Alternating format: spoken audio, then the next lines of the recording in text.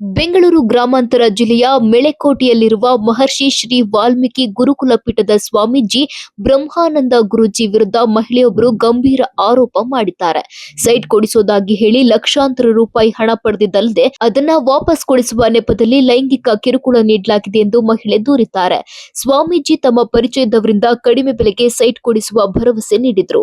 13 ಲಕ್ಷ ಮೌಲ್ಯದ ಸೈಟ್ ಅನ್ನ 12 ಲಕ್ಷಕ್ಕೆ ಕೊಡಿಸೋದಾಗಿ ಮಾತುಕತೆ ನಡೆಸಿದ್ರು. ಆದ್ರೆ ತಮ್ಮ ಬಳಿ 8 ಲಕ್ಷ ಮಾತ್ರ ಇದೆ ಎಂದು ಮಹಿಳೆ ಹೇಳಿದ್ರು. ಮಹಿಳೆ ಬಳಿಯಿದ್ದ 8 ಲಕ್ಷಕ್ಕೆ 5 ಲಕ್ಷ ಸೇರಿಸಿ ಅಡ್ವಾನ್ಸ್ ಆಗಿ ಮತ್ತೊಬ್ಬರಿಗೆ ಸ್ವಾಮೀಜಿ ಸೈಟ್ ಕೊಡಿಸಿದ್ದಾರೆ. ಆದ್ರೆ ವರ್ಷ ಕಳೆದರೂ ಸೈಟ್ ನೀಡದೆ ಅಡ್ವಾನ್ಸ್ ಹಣವನ್ನು ವಾಪಸ್ ನೀಡದೆ ನಿರ್ಲಕ್ಷ್ಯ ವಹಿಸಲಾಗಿದೆ ಎಂದು ಮಹಿಳೆ ಆರೋಪಿಸಿದ್ದಾರೆ. 1 ವರ್ಷವಾದರೂ ಸೈಟ್ ಕೊಡದ ಕಾರಣ ಹಣವನ್ನ ಮಹಿಳೆ ವಾಪಸ್ ಕೇಳಿದ್ದಾರೆ.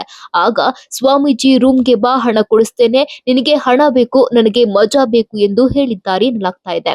ಸ್ವಾಮೀಜಿಯ ಮಾತುಗಳನ್ನ ಮಹಿಳೆ ಮೊಬೈಲ್ನಲ್ಲಿ ಆಡಿಯೋ ಹಾಗೂ ವಿಡಿಯೋ ರೂಪದಲ್ಲಿ ರೆಕಾರ್ಡ್ ಮಾಡಿಕೊಂಡಿದ್ದಾರೆ.